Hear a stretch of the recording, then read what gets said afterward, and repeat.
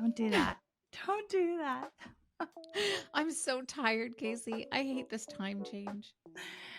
I am. If they would just leave it at the time zone that it is right now, I'd be happy because I was just saying to my girls, I like being able to get off of work and it not be dark outside, and it would be really Yeah. nice to get off of work and there be still light. So if they could keep it on this time zone, whoever's listening, let's make that happen. But you know, it's naturally going to start staying light later anyways. So I like we don't know. need to also give up the hour of sleep and have it be so dark in the morning. Like we don't need that.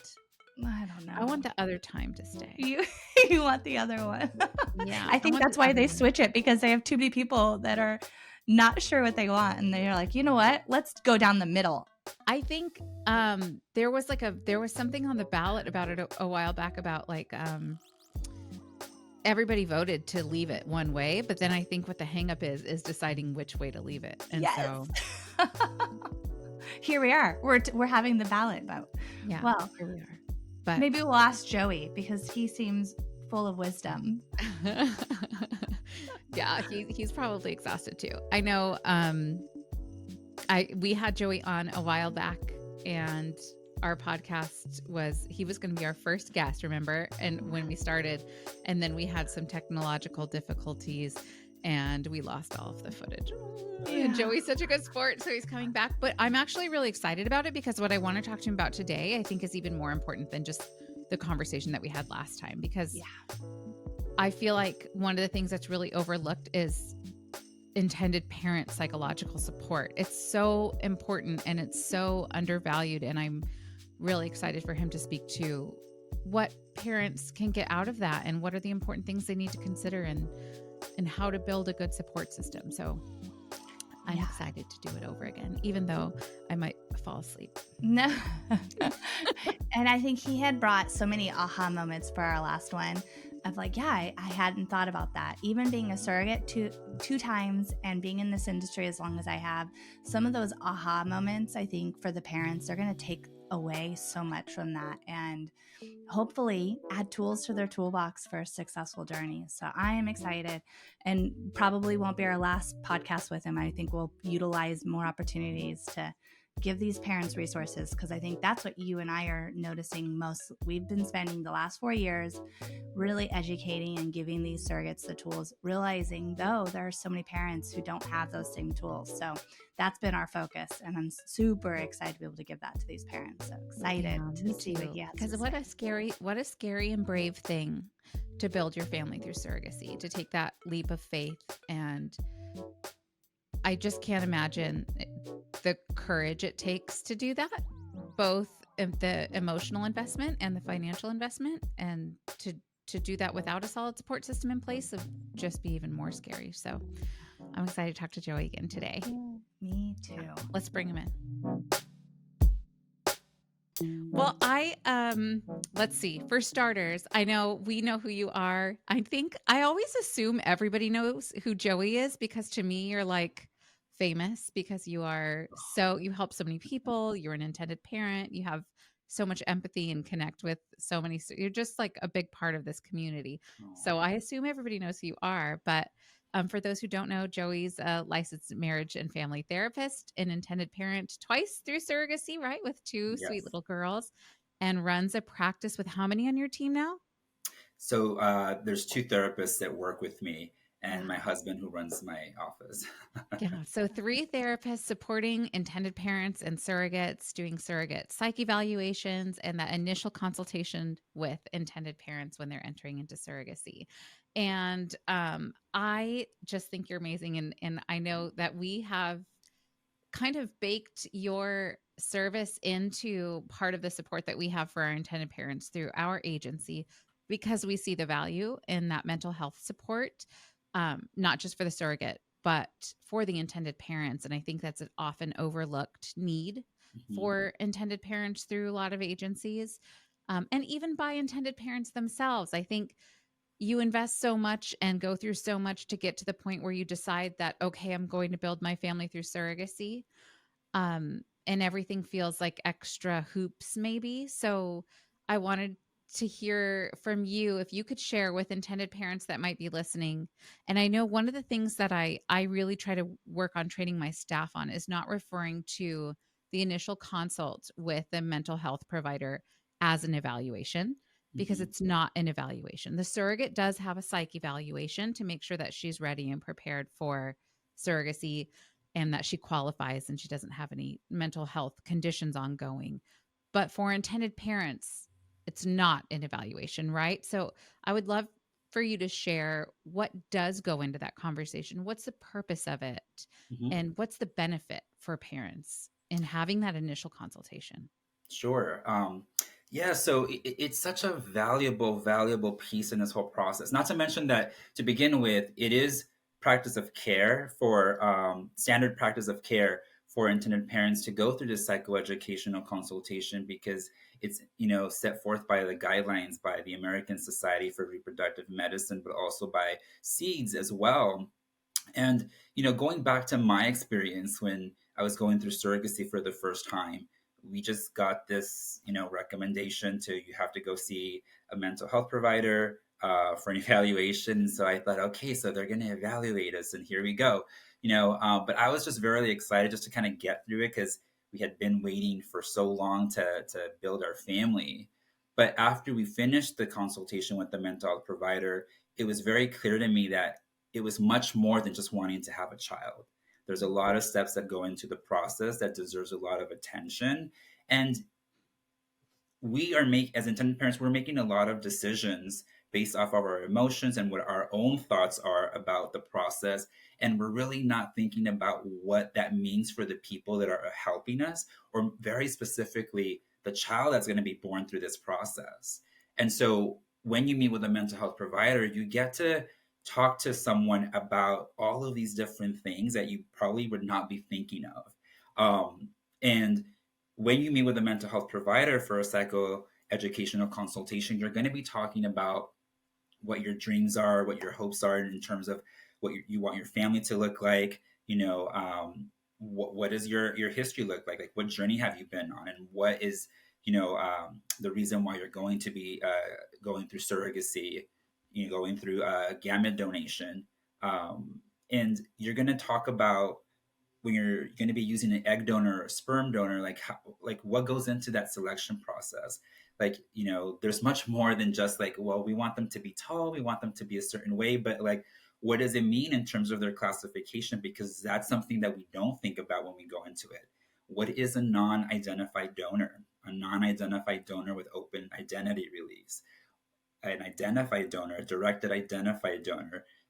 No one knows that. And when I meet with people and talk about that and provide that information, they're like, oh, we had no idea. Or sometimes I'll even get intended parents who say, well, the attorney just suggested that I go with anonymous because it's the easiest thing. And that was the culture, or maybe kind of still is from way time ago. But there's a lot of information that we have now about the importance of donor conceived people understanding who their donor is, what that process was like. And so going into an intended parent psychoeducational consultation, you learn about your options and what that means for you, but also what that means for the donor conceived child. So you're able to make informed decisions. So the intended parent psychoeducational consultation is really emotional, psychological preparation. It really helps you navigate the surrogacy process in a way that you might have not thought of. I thought it was very helpful for me. Now, part of the reason why I got into this field was because I felt that there could have been a lot more discussed in my psychoeducational consultation. I felt I could have been prepared a little bit better. And so that really motivated me to want to help other people understand the complexities of it. And I'm someone who's not just a therapist, but also a two-time dad through surrogacy, but my journeys haven't been smooth.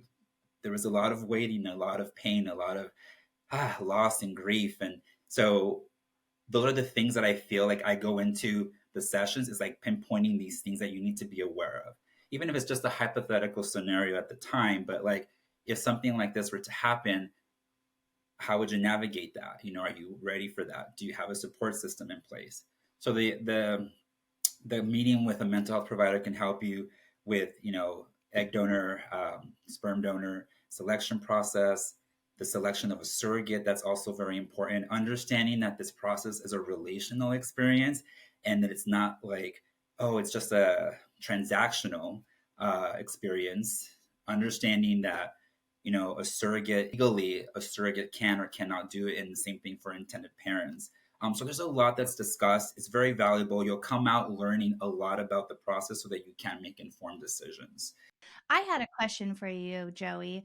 Um, you had made a statement that when you're talking with parents for the first time, sometimes they have kind of their guard up or feel like, wait a minute, what is this? Okay, I have to do this. So I guess I'm going to just get it over with. But then you had made the statement that after that consult, that first meeting, a lot of times they're like, wow, this was nothing like I thought it was going to be. And there's so much benefit in this conversation that you just had with them.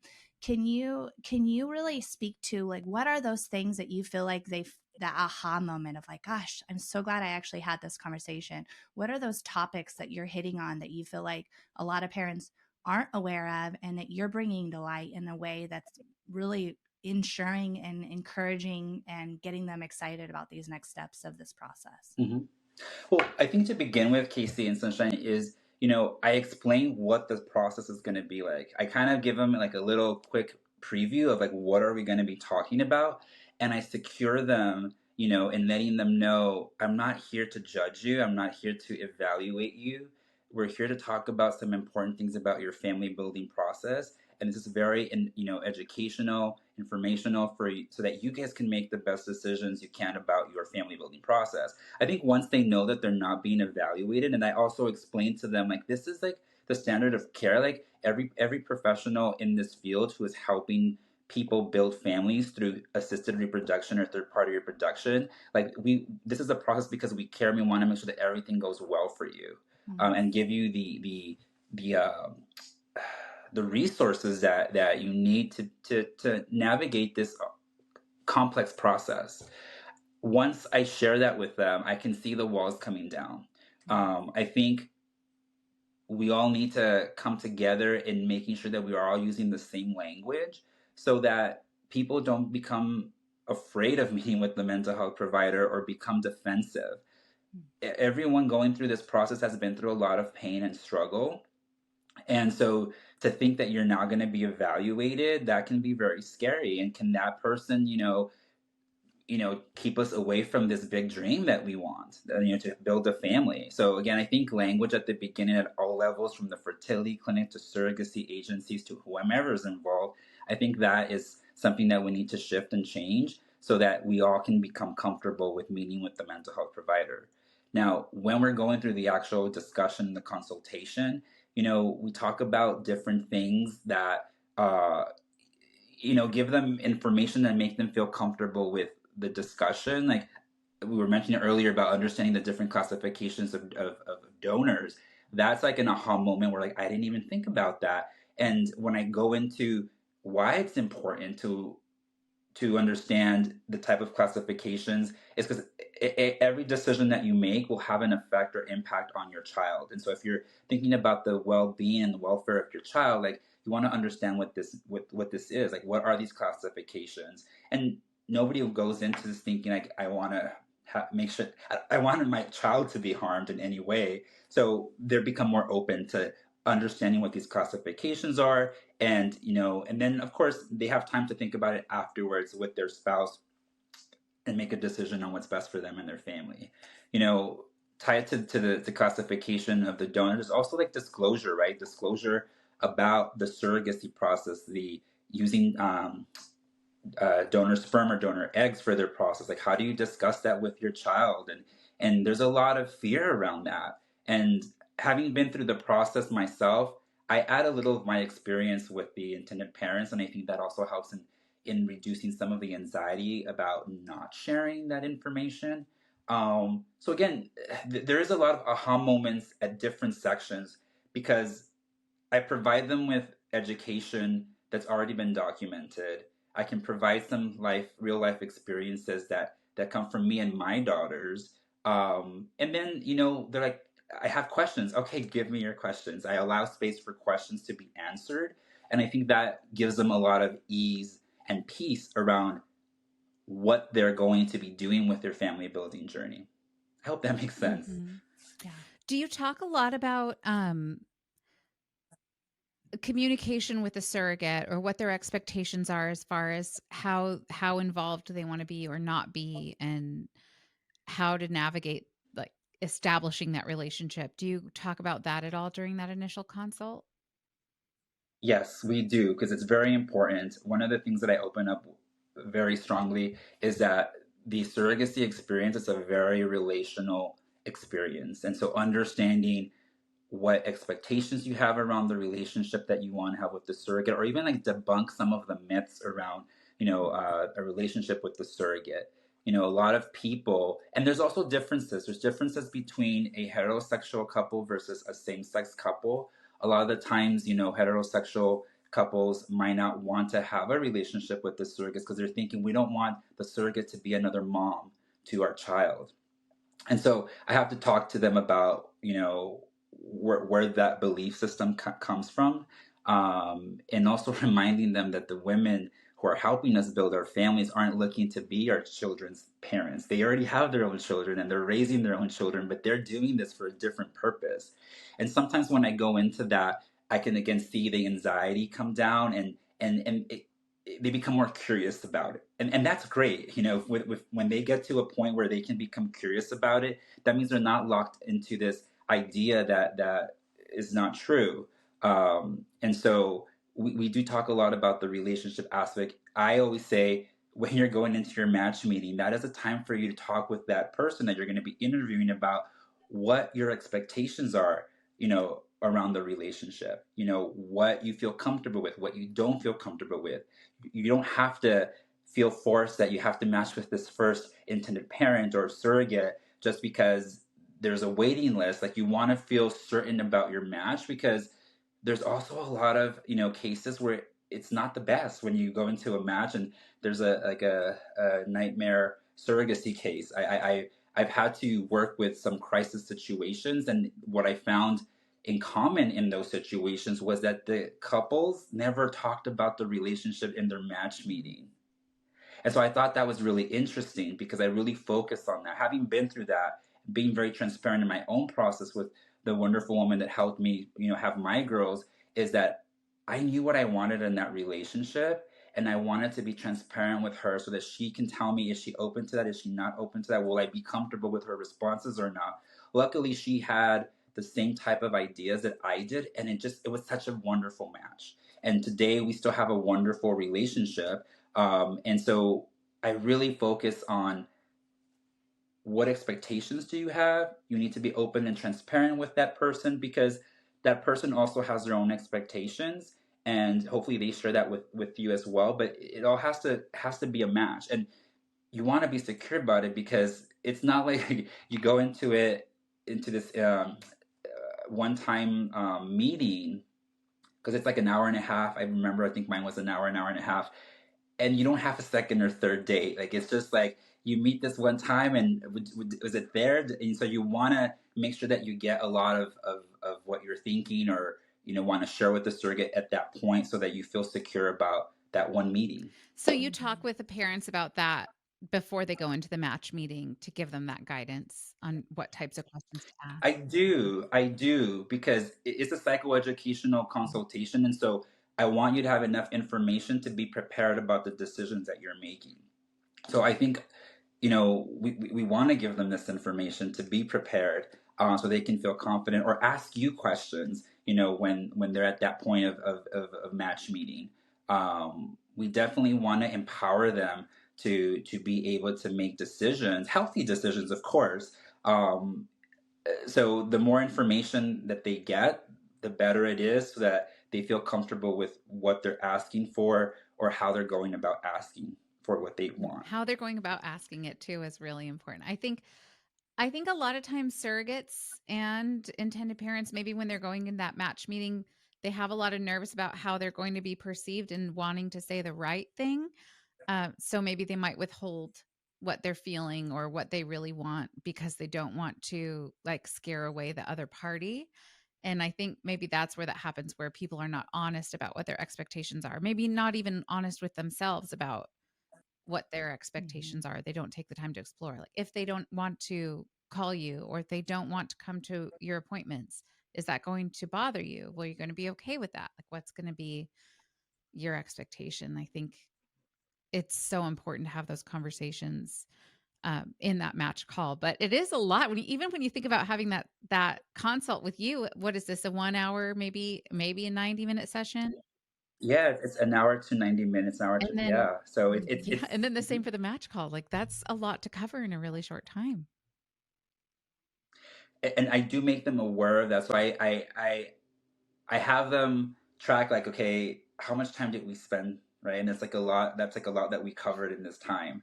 Um, that's what you're gonna have to look forward to when you go into your match meeting. But because we covered all of these things, now you can go into that match meeting to ask the questions that you find that are really important for you based on what we've discussed. Mm. Because it is a lot to cover, and even though we're covering a lot, I still feel like you can't cover everything, but you can do as much, you can cover as much as possible to give them like that nice foundation so that they can feel steady on what they're standing on. So I think that's great that So, that as a whole, the community requires this consult for intended parents through ASRM. But I do think there mhm. should be more of a standard for ongoing support because things come up throughout the process and it's a long journey. It's not quick, right? It's like 18 months is on the short end, right? So 1 hour and a half conversation with a mental health provider on the front end of that and then going through it without any ongoing support, I feel like is that's standard, but it seems to me not to be good enough. Off kiltered. No, it's not. And I know there are some key topics that you go over with them, Joey, of the main things, but what are some of the topics that you give the parents as far as the tools going into that match call, aside from communication kind of relationship? What are maybe some other topic points that you say, I think you should discuss this, and it be something they're like, oh, I'm so glad that you said this? Really, because I'd love for our listeners to have some of this understanding, like what is it, what are the questions that I should be asking when I go into this match call, or conversations I should be thinking about having. Well, I start off, Casey, that's a great question, but I start off with asking them like to ask themselves questions about what they feel comfortable with, because a lot of the times we're not aware, right? But when you're going into this intimate and complex relationship with this woman who is going to help us carry our children, like we want to understand like what our biases are, like what, like do we have anything around how we see this person, and for example like diet or race, ethnicity, all of these things, because I want to remind them that we're all humans in this process and we don't want to hurt anybody going through this process. So there's a lot of times when I bring that up, like, have you ever thought about what you think yourselves about this topic, or how that relates to surrogacy? And a lot of times, like, I didn't think about that, but you know what? I think I would struggle with this piece. Okay, why do you think that you would struggle with that piece? And is it something that comes from like, again, a belief system, like what is your narrative about that? Because sometimes our thoughts could be flawed, and so we want to make sure that we reality check with ourselves.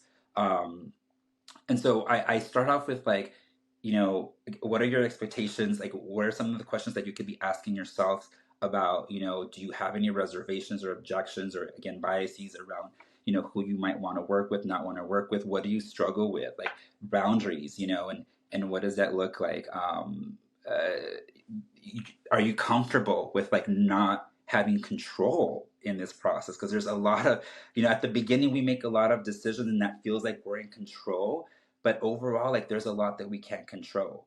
And so are you comfortable with that or not? And I bring up the importance of like, understanding your anxiety and your thought process and what are your coping skills, because I do highlight that again, it's a relational experience, and we don't want our own anxieties to affect the surrogate, because our anxieties can then start to come out as like we're being too aggressive or possessive, or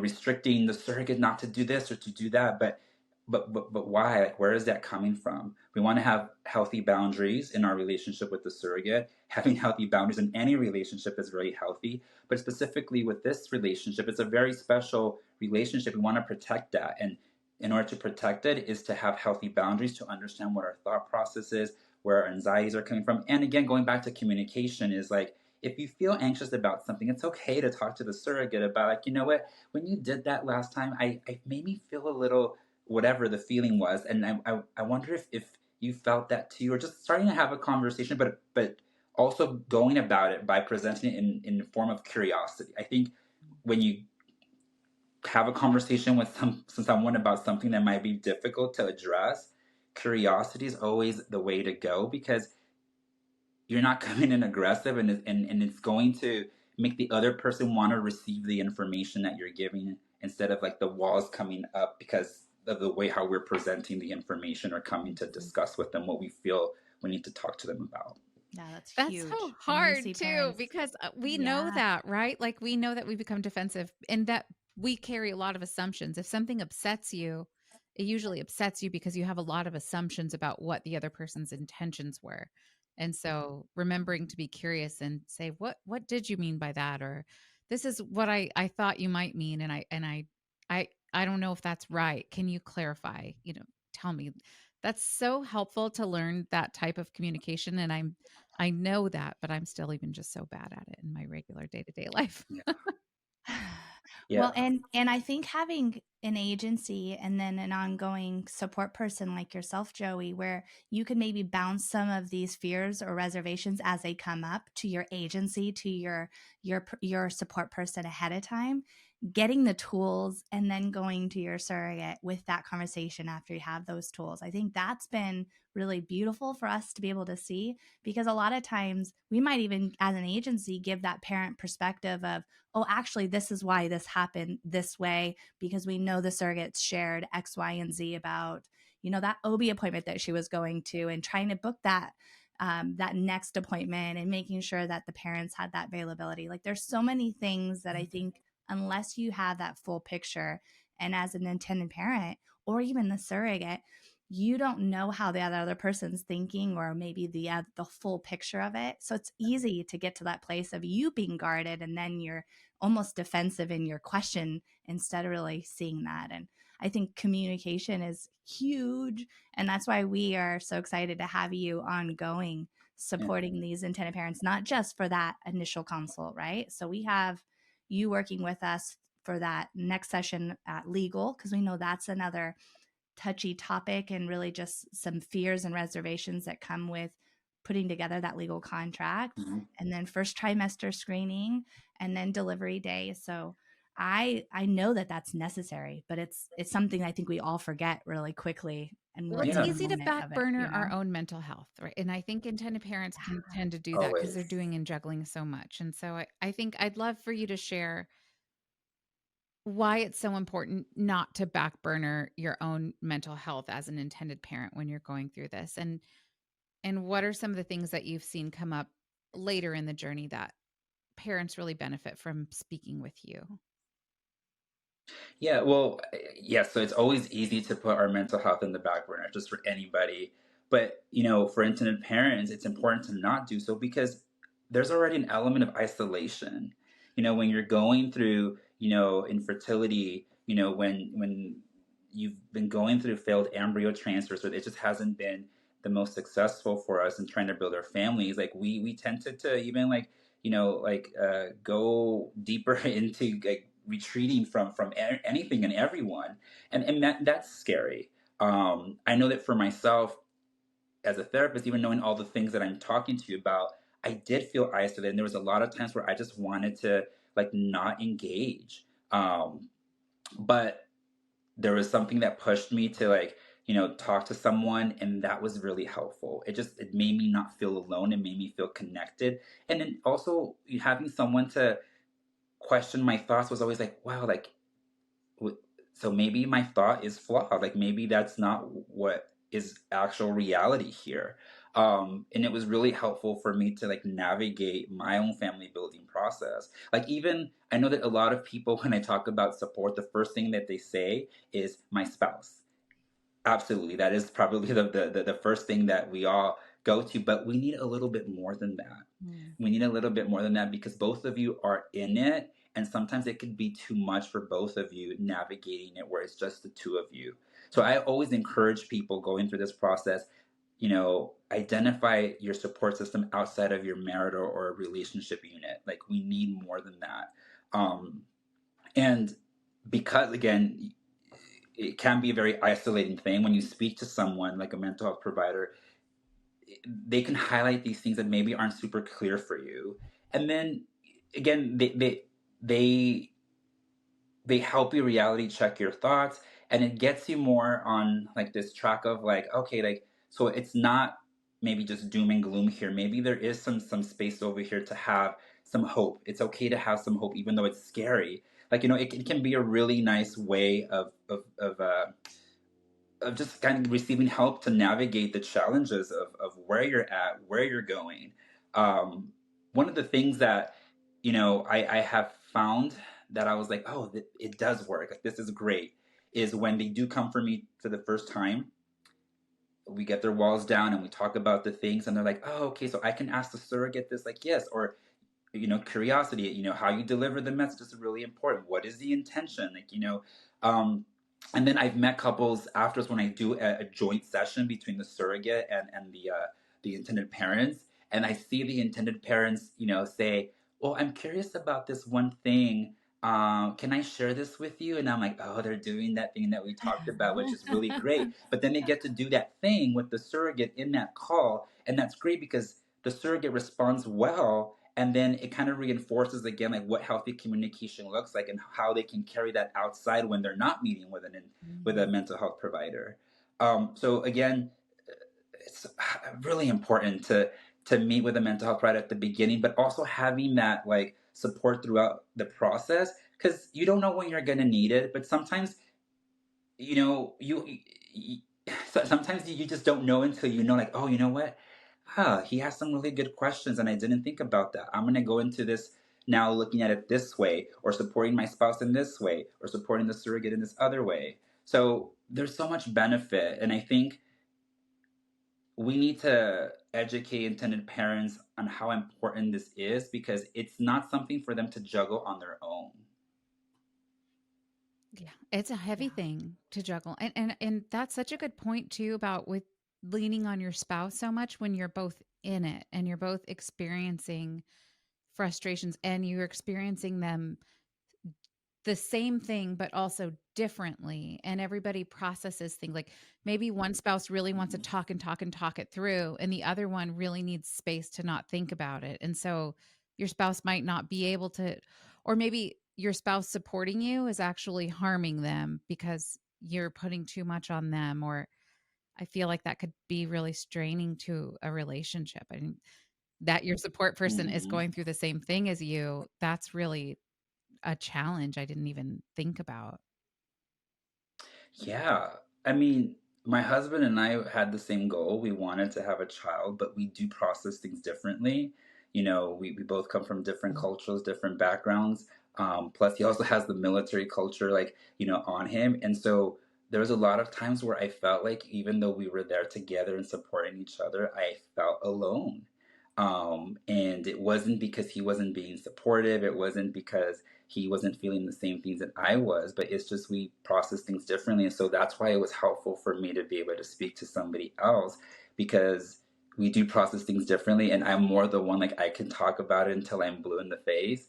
And he's more like, okay, take a break now. And that for me was like, what do you mean? We still need to talk about this. So it's good to have additional support outside of your spouse or your partner, because we don't want to also either cause harm or just really flood them with things that maybe they can't handle. And you don't want any additional pressure in your relationship, because it's already, I don't know if the right word is like strain, but there's like already a lot there because of the struggles that we've gone through this process. Not only is there the emotional pieces, but there's also the financial taxing pieces. And that can create a lot of conflict Mhm. between you and your significant other. Yeah, that's like the most stressful thing as finances sometimes on a marriage too. So other than a mental Yeah. health provider, I know you have your spouse. What other types of support systems do you see people engaging, or do you recommend that they engage as an intended Yes. parent? So yes, when they first come to me, family and friends are always the first line of support. That's the line that I always get, and I think it's the most natural. I, I would have that same type of thought process, and but I recommend that they extend outside to other sources of support. Like for example, Resolve has like some really nice like support groups for intended parents, and there's different topics, and then they're on different days. Some of them are peer led, some of them are run by a professional. But it really, gives an intended parent an opportunity to engage with other intended parents that are either in the same shoes at the same time, or they're a little bit different in terms of like maybe they're 3 months ahead or whatever it might be, but that person will understand exactly what you're talking about. And Mhm. that is the type of connection that can be really healing and powerful when you're going through a surrogacy or a fertility journey, because even though you have all of your family and friends who are there to rally up, sometimes you can still feel alone because they don't necessarily understand exactly what you're going through. So I always recommend, can you step outside and find something that is pertaining to what you're going through. So again, I always defer to Resolve in their groups. When it comes to same-sex couples, I also provide that same resource. Or there's like men having babies or other types of groups where people can really connect with. There's a peer support network where you can engage with other intended parents and find out, well, what was this like for you emotionally? What is the financial piece here? What should we be prepared for? So any community that you can get support from, where it's fertility, surrogacy, third party reduction related, I think it is a good support network or resource to have, because again, you can learn a lot from somebody else's journey, and it can also debunk some myths or thoughts that you've had yourselves, but I think that can be really helpful for Yeah, sure. that's Yeah, huge. it's hard when you're That's trying to rely or like lean on somebody and you're trying to tell them something that you're experiencing, and then you find yourself having to explain like simple terminology. Then you're just like, "Ugh, like, can we? Now I have to explain to you what this means and this means," and you're like, "That well, forget it. I'll just keep it to myself." And having other people that go through, Mhm. because there's a lot of language around surrogacy and infertility to that outsiders don't understand, that then they're going to have more questions, and that's like, to get to the point where they can even support you on what your issue is, you have to give them a full blown education on what surrogacy even is. That's exhausting too. So, Mhm. Yeah, it definitely is, and it could just be very taxing, very draining.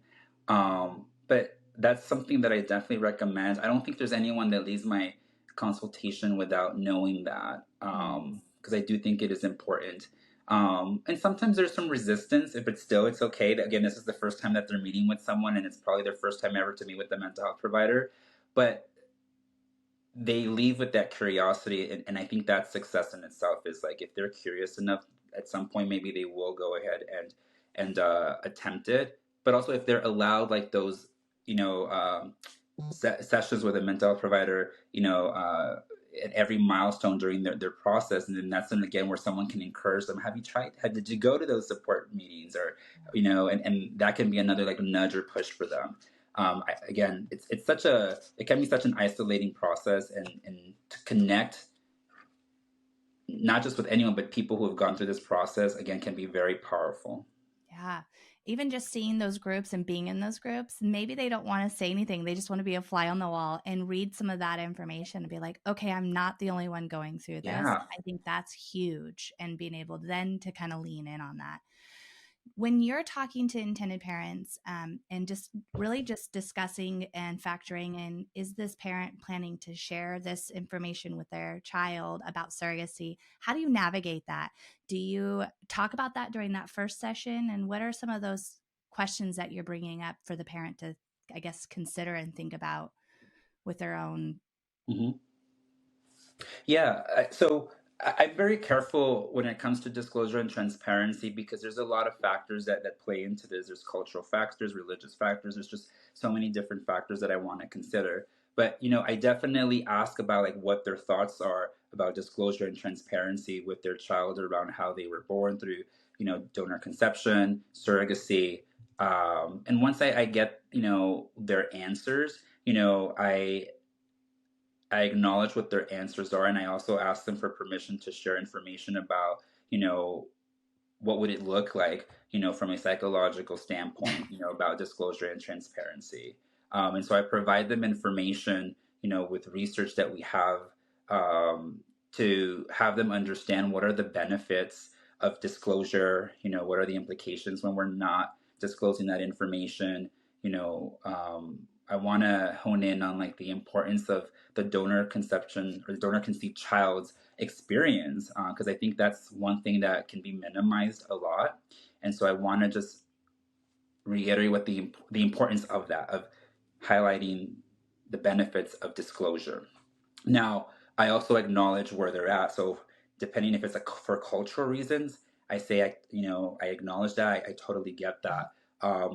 But overall, I want to let them know that they're in control of how they manage that, and I'm there to provide them the information with what we know from a psychological or clinical standpoint, the research that we have. I offer resources for them to continue to explore that. And at the end of the day, I let them know that this is information that you have, and what you do with that is up to you. You know what's going to be best for you and your family, but now at least you know this. Mm-hmm.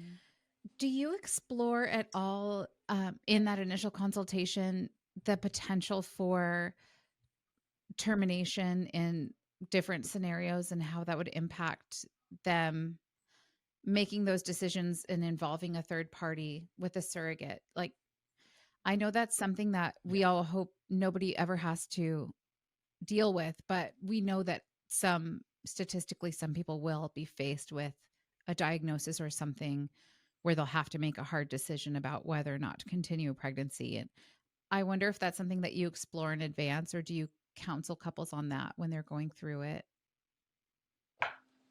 So yes and yes. So in the initial psychoeducational consultation, we do talk about. I mean, it's a big thing to definitely bring up and to explore, because it's going to be in front of your face at different stages throughout your surrogacy journey, even if you don't go through that experience or that scenario. Because when you get to legal contract, it's something that's discussed. When you get to matching with the surrogate, or when you're doing your interviews with the agency, it's something that's brought up. I think it's even brought up before when someone goes on to like sign up with an agency. There's a questionnaire, and it talks about your, so it's always there at different sections or phases of your process. So we definitely discuss it in the psychoeducational consultation, so that they can expand a little bit about what their thought process is, and also understand what this means for them if they have to make a decision, especially when it involves a third party, because this is where there needs to be flexibility and being mindful of how how a surrogate can be affected by their decision to terminate. Um, when I talk to surrogates, and intended parents, when I get to this section, this is where I emphasize on flexibility. When we're doing surrogacy or third party reproduction, this is where we need to acknowledge our feelings, but we also need to have the door open for flexibility, because the surrogate needs to consider what it's going to be like for the intended parents, especially if they have a specific thought process that doesn't allow for termination. Intended parents, having been on this journey for a long time, but if it's like a risk to the surrogate, but they're not willing to follow medical recommendations, or they feel like they want to move forward with the pregnancy, even though it's a risk to a surrogate. So like we have to really look at what it's going to be like for both parties, and we don't want to put anybody at risk in this process. So we definitely talk about like, well, what if you have to terminate? What is that going to be like for you? And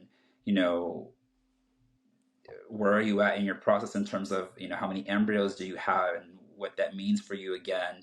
So there isn't like we could do 1 hour session just on that topic alone, but I think I do a healthy job at just highlighting this portion in that, and giving them enough to take out of that session to continue to explore. So by the time that they get to you, when they're going to do their match meeting, hopefully they have a lot of their answers already, or questions answered around termination, so that they can uh, go about it, talking about that topic with the surrogate, and everybody involved in a way that they feel comfortable with it. Yeah. It's such a heavy topic, and nobody wants to consider it because everybody's goal is to have a healthy baby out of this. But Um, It it's so is. hard. And people, I'm sorry, and people sometimes when I get to that section, I get the response of like, well, I don't want to think about that because we're keeping positive. And I'm like, I get it. I understand. Nobody wants to take that away from you, but we also want to understand that and be realistic about surrogacy isn't something that is guaranteed. Like just because we use a surrogate or a sperm or egg donor, it doesn't always guarantee us that we're going to be successful. And while I don't want to take away your positivity, it is important just to consider what it would be like for you, because you don't want to be shocked. Like you don't want it to be in your blind spot. And so we go over a lot of things that might be like a blind spot for someone. Because then again, I said earlier at the beginning of the interview is like this is like emotional and psychological like preparation so that you can navigate this as best as you can. It doesn't mean that you're not going to have any emotions or feel sadness or pain, like of course, but like I think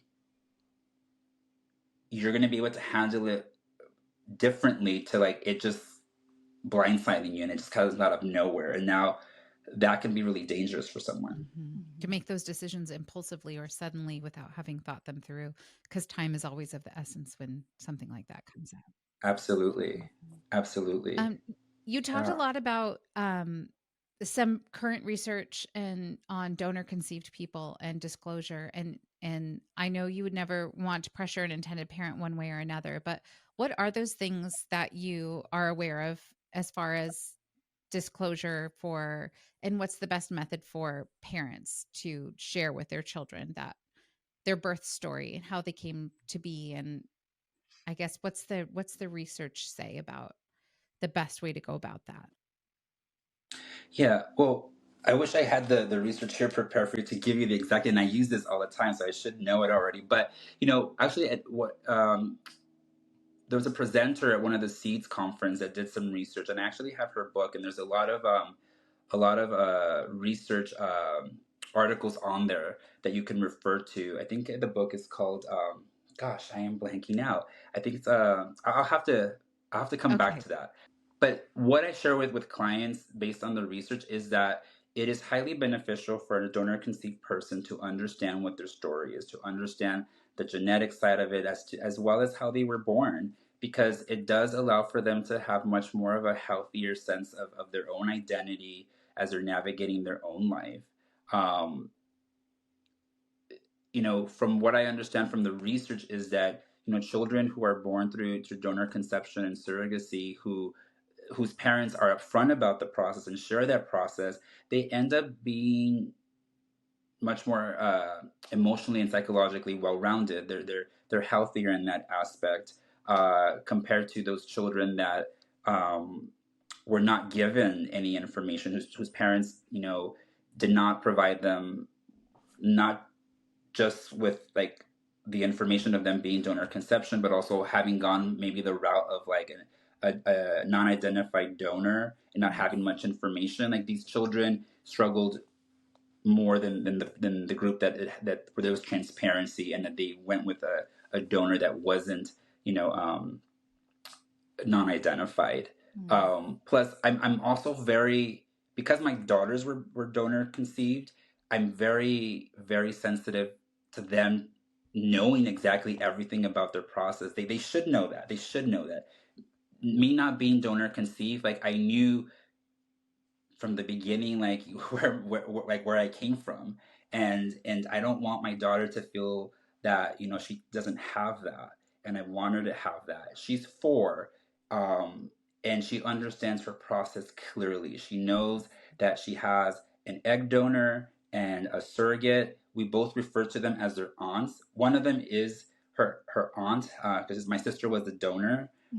So she knows that her aunt gave us these magical eggs to be able to create her, because mom, daddy, and Poppy really wanted to have her.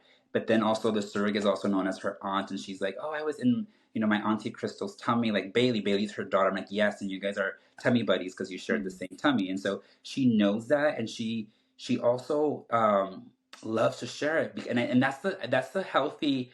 That's like me understanding that she's developing in a healthy way with this information at a very young age, because I exposed her to that information since she was born.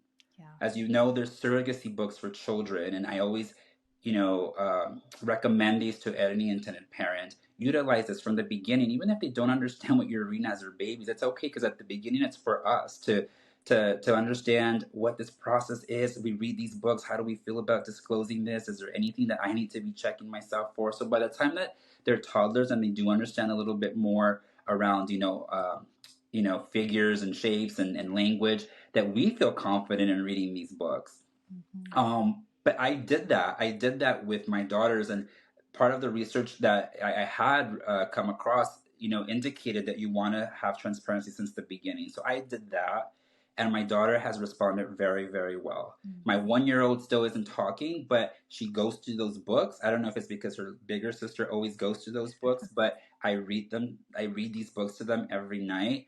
And even when so I give them the option. What books do you want to read tonight? They go to the same surrogacy books, but they Mhm. love it because those books are about them, and I've made it about them. Mhm. I personalize the stories too. Like, this is Daddy and this Poppy, and look, this is Auntie Crystal, and and she's like, oh, and so I was in there, and so they get excited to know that.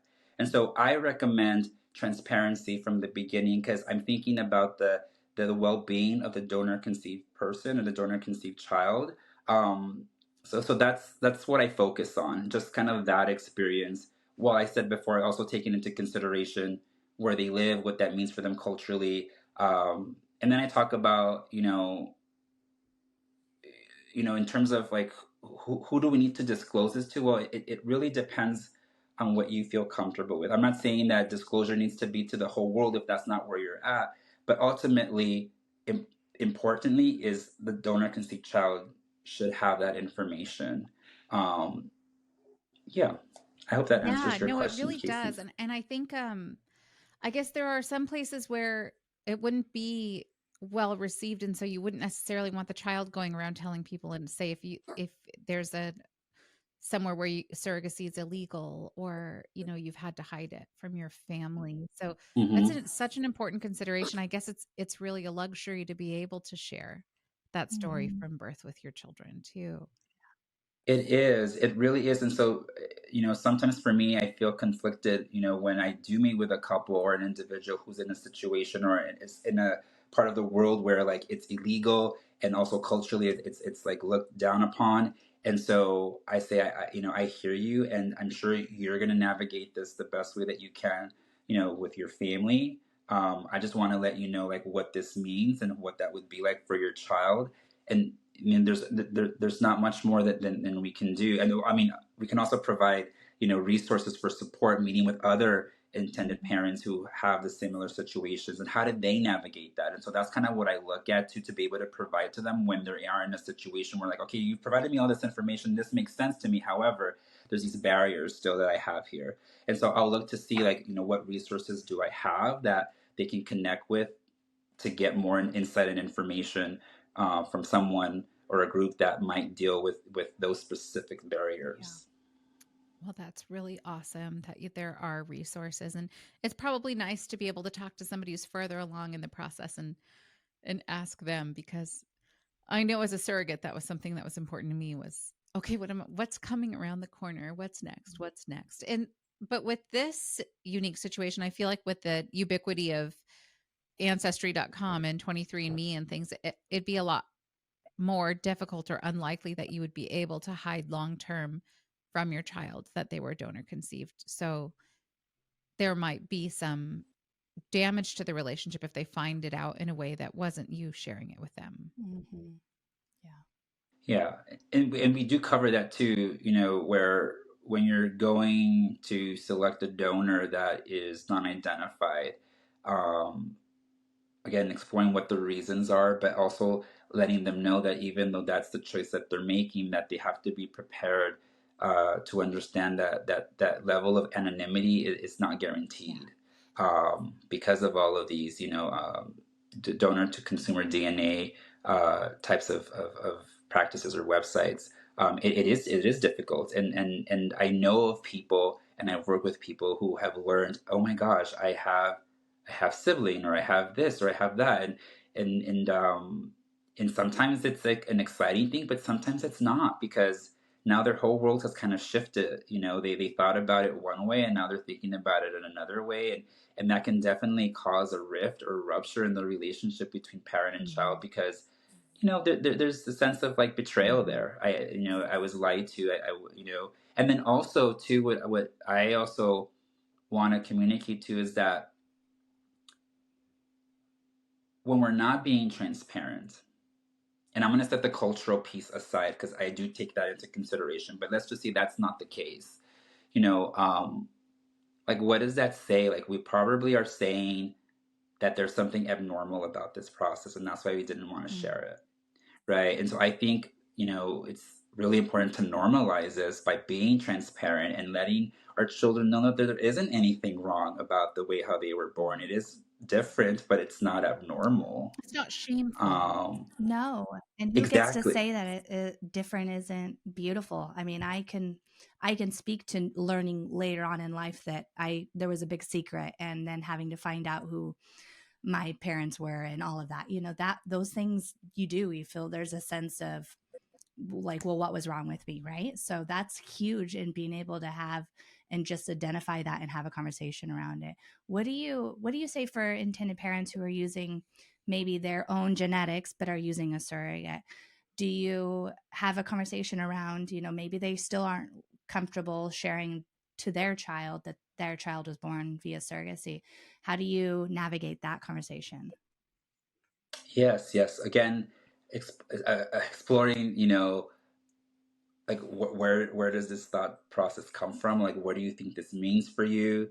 That you don't want to share this information, and then I asked them like, well, what happens when the child gets to a certain age and starts to ask questions because maybe there aren't any photos of mommy being pregnant, or anything like that. Like what will you say then? And I also kind of bring in like, if you know this, right? You have this, I guess, secret over your child, and let's just say there's other family members that have that. Mm, Even though it's not being spoken of, what's being unspoken can still be mm, heard, and I think the child will pick up on it. And at some point, I think we'll probably see some dysfunction in the family system because there's a secret that's not being told or being said, and that can be hurtful. That can be really hurtful. So I always say you want to understand what this might be like for you if someone held this secret over you, or even like when there's already a family that has a child, right? And but that they had to go through surrogacy for their second. I always kind of bring up like, what is it going to be like, for your children, because one child already kind of knows that it's different and the other one does it, and what does that create to that dynamic, that sibling yeah. dynamic, right? Like we want to just kind of be forthcoming so that everybody has the information and it creates this healthy environment within your family system, because then again, assumptions, I believe, like run our lives. If we don't tame them, like they're going to run wild. And when you have two children and they're thinking, well, why did he know this or she know this and I didn't, or why they were born this way, maybe they didn't tell us. And so you just want to reduce all of that for your family and your children. So I highlight some scenarios, or I bring up some hypothetical scenarios that might have the person or couple, pause for a Mm, moment and think about it. And like, I didn't think about it that way. I'm like, okay, well, I'm not saying you have to make a decision mhm. today, but this is something you definitely want to talk about more with your spouse or think about it more. You're at the beginning here, so you have some time to understand what this means Yeah, for you. so good. I did a aha moment when you said that, like one child being conceived by their mom and then the other one through surrogacy. That aha moment of that just in itself, it's like, yeah, okay, you know, crazy. So many things that we need to consider, and it's none of these things are easy, and none of them are. It's not saying one way is right and one way is wrong. It's just how do you end and have it be a cohesive and positive experience and everybody healthy and happy. Yeah. One of the things that I was talking to my husband and office manager, Rob, was that, you know, when we were going back to like our intended parent psychoeducational moment, like, did we feel defensive? Like, what was our experience? And, one of the things that he shared with me is like, you know what, when you go through surrogacy, like, our children will understand that they're really loved because it's a very thought out, planned process. Like there's so many things that you have to consider. And so like when we go through surrogacy and we're going through these added layers, like maybe it's about thinking about it like this is the love that we're demonstrating to our unborn child, is that we are taking all the steps here just to secure that they're going to be okay and that we as parents are going to be okay. And so I really liked the way how he shared that with me, and I was like, you know what, that's true. It's very thought out, very planned, and maybe it's about having intended parents think about like those added layers that might seem like, why do we have to do this? As like this is like a labor of love. Like this is like this is what parenting is about. Is like making sure that everything is okay for us, for our children, and so maybe that's a shift in thought process that can be That is helpful. really beautiful. It really is a beautiful thing. And at the end of the day, it's all worth it, right? It's and I think it's really beautiful that there are so many people that come together to think about this for people so that we can help them and build that road for them and pave that road for them in advance, because not it, I don't think most people anticipate that they're going to come to family building through surrogacy. Most people don't grow up imagining that that's how they're going to build their family, and so it can be really disconcerting, I'm sure, and really scary. And so I think it's really Yeah. awesome that there are so many of us who are committed to making it possible and making it smooth for them, and hopefully that people find comfort in that. Yeah. I will say that, hopefully this can help for whoever's listening or intended parents, or anyone who's thinking about doing surrogacy, is that, even as a mental health provider, and knowing my background and my studies and what I studied for, and kind of having my bag of tricks of like how you regulate and, taking deep breaths and just changing, your thought process to make you feel better. Like it was also very hard, but I will say that even knowing a lot of these things, like I still benefited very much from meeting with somebody else who was a mental health provider who made me think of things differently.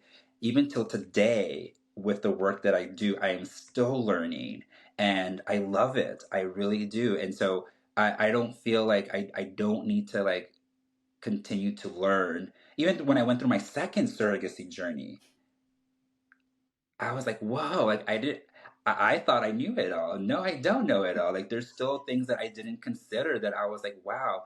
And so that made me even much more motivated to get much more involved in the community as much as I could to learn more, especially like with the donor conceived community. Like I really wanted to learn more about their process and what, experience that they had. And because I want to provide everyone with all of the information possible so that it can help their journey be as smooth as possible. But again, going back to making informed decisions, because there's some big decisions that we need to make or think about. Hmm. Yeah, and there's a lot of information to consider that we don't all have access to or wouldn't come to on our own if without somebody paving that way before us. So thank you so much, Joey. I think this has been really helpful. I don't know if there's anything else that you want to add as a takeaway for encouragement for intended parents as they're starting out, or anything that we missed. Yeah, all I'm gonna say is, that there's nothing wrong with talking to someone. I know that there is a negative, uh, you know, stigma around mental health providers, but I think, speaking to someone can only help. And you know, so have that curiosity, allow yourself to be curious with the mental health provider, let yourself be heard, be validated in your experience. I think, knowledge is power, and understanding what you're thinking, what you're feeling is really important, because you are trying to navigate a very complex process. It's not easy. So the more that you're prepared, the better it's going to be for you and your significant other if you're doing this with someone else. So allow yourself to speak to someone. And like surrogacy is, if they're offering you an opportunity to meet with someone along your journey, please take advantage of that, because you never know, how that's going to help you. So please take care of yourselves by taking care of your mental health. So good. Thank you, Joey. Thank So you. we do this, well, it's new and we've only done it a couple times. It's called mean tweets, but really what it Are you is familiar with that from Jimmy Kimmel when he used to do mean tweets and have celebrities read mean tweets about themselves and then react to them? No, but I just saw him on the Oscars reading the tweet from Donald Ugh. Trump. we Oh have god. we have I didn't some watch it. misconceptions that we like to debunk basically. I'm going to drop one of them in here, and if you could you read it and then respond to the post that you've read. I'm going to send it right here in this chat section. Some of these people that make these comments really need to hear from a mental health provider, I think. Uh-huh.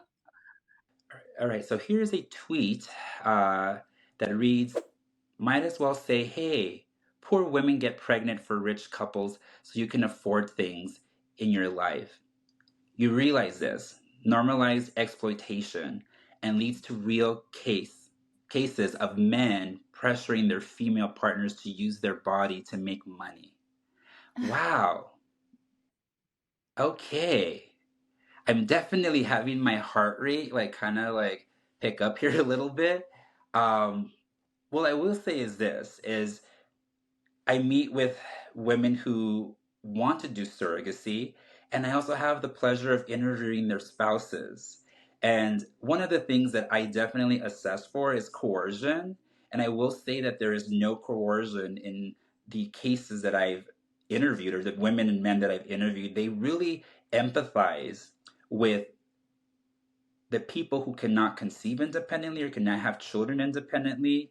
There is a calling for them that they find surrogacy is the best way that they can give back, is especially when they themselves have experienced people in their lives who have struggled with infertility, they have a family member of the LGBTQ community, or even themselves in their earlier years, they may have experienced struggles with fertility, and they can recall to how painful that was for them.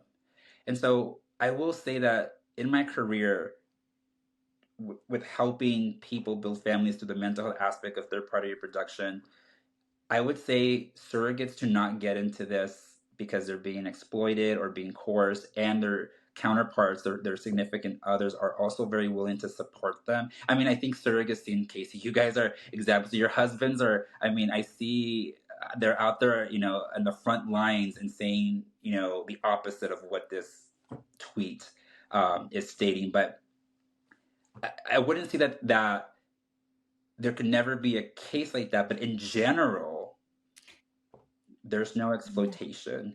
And I don't think it's rich people who just want to use poor women, because one of the requirements is that you have to have a you have to be financially stable to be able to be a surrogate. So there's nobody that you would think that be classified as a poor person.